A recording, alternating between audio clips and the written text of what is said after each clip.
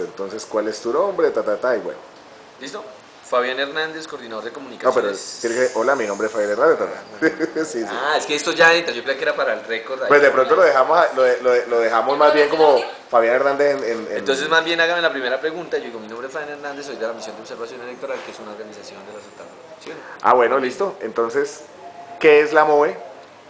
Bueno, buenas tardes. Mi nombre es Fabián Hernández de la Misión de Observación Electoral Colombia, que es una organización de la sociedad civil conformada por más de 400 ONGs en 37 regiones del país.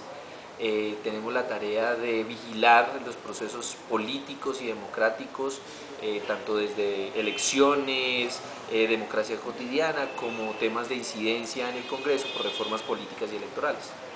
¿Hace cuánto está la MOE? La MOE nació en el año 2006, ahorita este año vamos a cumplir los 10 años, en este momento nos encargamos básicamente del artículo 40 de la Constitución, de hacer que todo ciudadano tenga derecho a participar en la conformación, en el ejercicio, pero sobre todo en el control del poder político, y en esa tarea ya llevamos 10 años. Perfecto. ¿A qué casos emblemáticos ustedes le han hecho seguimiento con resultados positivos? Digamos, hemos tenido varios temas en los cuales hemos logrado una incidencia efectiva muy importante. En el tema electoral, particularmente hablando, logramos mediante mucha incidencia, por ejemplo, que la Fiscalía creara una unidad especial para los delitos electorales, que por primera vez en Colombia en unas elecciones actuó y que por primera vez logró meter a la cárcel candidatos que estaban cometiendo irregularidades durante el proceso electoral. Eso ocurrió en las pasadas elecciones y eso es histórico para el país. Mucha incidencia en las reformas, la reforma política de 2009, por ejemplo, en la cual se le ponen responsabilidad política a los partidos que se alían con los paramilitares o guerrilleros o con narcotráfico para llegar al Congreso. Esas medidas mucho más fuertes fueron logradas también mediante una presión muy fuerte. Y temas como por ejemplo la reforma a la justicia, en donde había una reforma que le daba muchas gabelas a los congresistas de hoy, a quienes estaban siendo investigados, en donde se estaban legislando prácticamente en causa propia y en donde tocó hacer una intervención ciudadana muy grande y movilización ciudadana muy importante para poder tumbar esa reforma. Entonces, ¿cómo fue precisamente, concretamente todo eso de la reforma a la justicia?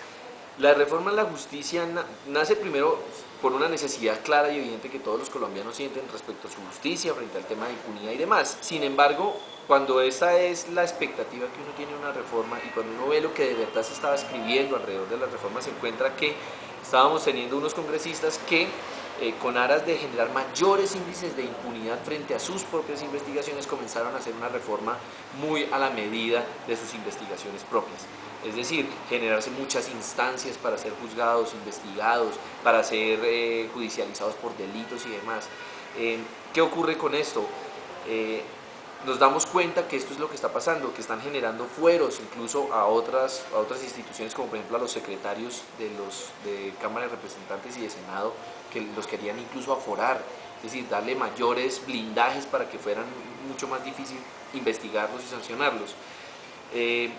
Tocó hacer una labor muy fuerte de incidencia en medios, de ir a los medios a explicar, de convertirlos en aliados, de mire lo que está pasando, mire lo que está, esto que están diciendo allí se traduce en términos normales en esto. Buscar aliados de opinión en redes sociales, movilizar la ciudadanía, salir a buscar firmas para tumbar la reforma a la justicia, y todo eso lo que generó fue que una vez la reforma a la justicia fue conciliada, en donde hubo una conciliación que incluso fue muy debatida, porque en la conciliación incluso se metieron temas que nunca se habían debatido antes durante la reforma.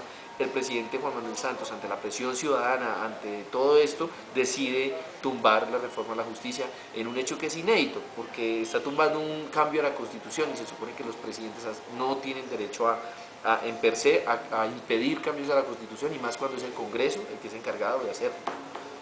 ¿Qué sectores políticos, medios de comunicación, organizaciones de la sociedad civil tuvieron contacto permanente con ustedes? ¿Ustedes buscaron para contarles lo que estaban viendo Sí, de digamos, la reforma? durante el proceso tocó buscar muchos aliados, y digamos aquí hay que decir que la MOE no estuvo para nada sola, digamos, y hubo un grupo de interés sobre la reforma política conformado por más de 15 ONGs que estaban muy pendientes de cada cosa que estaba saliendo en los articulados, cada cosa que se estaba debatiendo.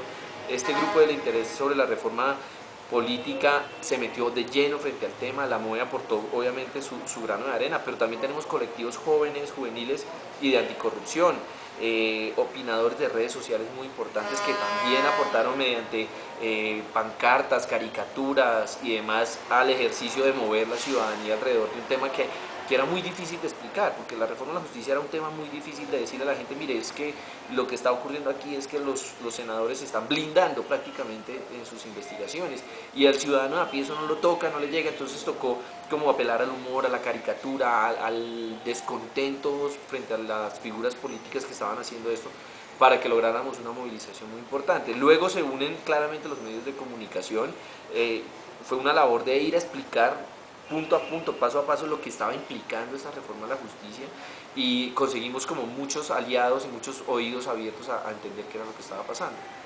Ok, ¿hubo presiones para que ustedes dejaran de hacer lo que estaban haciendo con respecto a eso o no? Realmente lo que se generó fue una suerte de debate, y allí en el debate en el Congreso, como eran los congresistas los que estaban haciendo las leyes, pues eran quienes más desestimaban todas las opiniones y demás que nosotros estábamos generando. Pero la verdad es que por encima de la opinión está el texto escrito, y en una reforma está lo que está escrito, y lo que está escrito tiene una interpretación evidente, clara, con la cual ellos no se podían pelear. Las consecuencias no se podían discutir porque ahí estaban escritas. Tan así que hace que el ministro de Justicia del momento renuncie debido a este escándalo de la reforma a la justicia, que el presidente tenga que salir a tumbar una reforma que se supone hizo el Congreso, que es el encargado de hacer reformas constitucionales, es porque había una verdad detrás de lo que estábamos diciendo todo el tiempo durante este proceso de la reforma a la justicia. Entonces, claro, los actores políticos, específicamente los congresistas, muchos de los congresistas eran los que más nos controvertían las opiniones. Al final, ¿qué pasó con esa reforma? Santos la retiró aparentemente por medios no muy claros, ¿no? Cómo fue ese asunto? Santos retira la reforma, en su discurso él dice incluso que si esa reforma solo hubiera tenido vida un momento hubiera sido tenaz para el país, porque hubieran salido de la cárcel una cantidad de políticos que tenían investigaciones y demás. El tema de la parapolítica hubiera sufrido un golpe muy muy grave, la relación entre la política y la criminalidad, que había sido la Corte Suprema muy valiente a la hora de judicializar a todos estos candidatos, pues claramente hubiéramos tenido un retroceso impresionantemente grande. Pero además temas como la administración de la justicia hubiera sido de un día para otro un gran problema. Ocurre esto, la reforma nunca llega, el Consejo de Estado en este momento había fallado, si el como presidente podía o no podía haber hecho eso. Digamos, eso es un debate jurídico que hay que dar, porque sienta un precedente complicado, y hay que decirlo, que un presidente niegue a aprobar una reforma que hace el constituyente primario, es decir, el constituyente encargado, que es nosotros decidimos al Congreso para que el Congreso haga las leyes, y si de pronto al presidente no le gusta una ley, pues entonces ¿dónde está al final el poder ciudadano a la hora de elegir su Congreso? Entonces claro, eso plantea muchísimos retos, muchas susceptibilidades y un precedente que es complicado, que hay que mirar, a ver. Nosotros no tenemos muy claro, lo que sí sabíamos era que nosotros lo habíamos alertado mucho antes, o sea, el país no hubiera tenido que llegar a eso si el Congreso hubiera escuchado desde mucho antes lo que se estaba alertando. Nosotros estamos trabajando en un proyecto que busca impulsar o fortalecer todo este asunto de la integridad, de la transparencia, ¿no?, en la sociedad y por supuesto en el sector público. Para terminar, ¿qué podríamos decir que hace la MOE para eso, precisamente para una sociedad más transparente, más íntegra, de pronto con una sociedad que tenga un mayor sentido de lo que es de todos, ¿no?, de lo que pertenece a toda la sociedad, de sus responsabilidades ciudadanas también? Claro, ahí hay digamos, primero revalorarlo el tema de lo público, ¿no? El colombiano suele pensar muy esperanzadoramente sobre su persona. El colombiano normal va a estudiar, va a progresar, y siempre tiene muchos sueños sobre lo que él va a hacer en su vida. Pero cuando el colombiano normal se pregunta sobre qué vamos a hacer como sociedad, empieza un pesimismo muy extraño. Es un pesimismo, es una imposibilidad de pensarnos en colectivo. Todo el tiempo este país no sirve, este país es inviable, todas esas frases que salen en nuestras conversaciones normales como colombianos, pues es lo que hace que nosotros no tengamos ningún tipo de apropiación por lo público. Y creemos que nuestro acto mayor de democracia es salir a votar, cuando nuestro mayor acto de democracia es no solo salir a votar, sino salir a controlar lo que elegimos.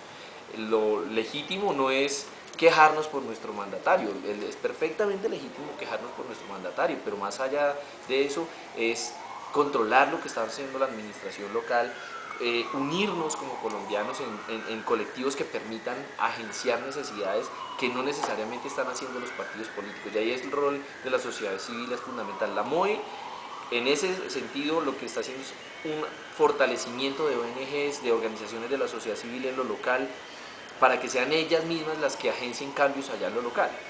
Y lo que estamos haciendo es un fuerte trabajo en administrativo, en comunicaciones, en comunicación política, pero sobre todo en incidencia política, en relacionarse con las autoridades, en generar información que construya decisiones para que las autoridades locales tomen decisiones más importantes, no ser todo el tiempo combativos y tal, sino más bien siempre hacer información que le sirva a una autoridad para que tome decisiones. Digamos que ese es como el gran aporte que puede hacer esta intermediación del ciudadano de a pie, la sociedad civil y las autoridades a las que hay que controlar.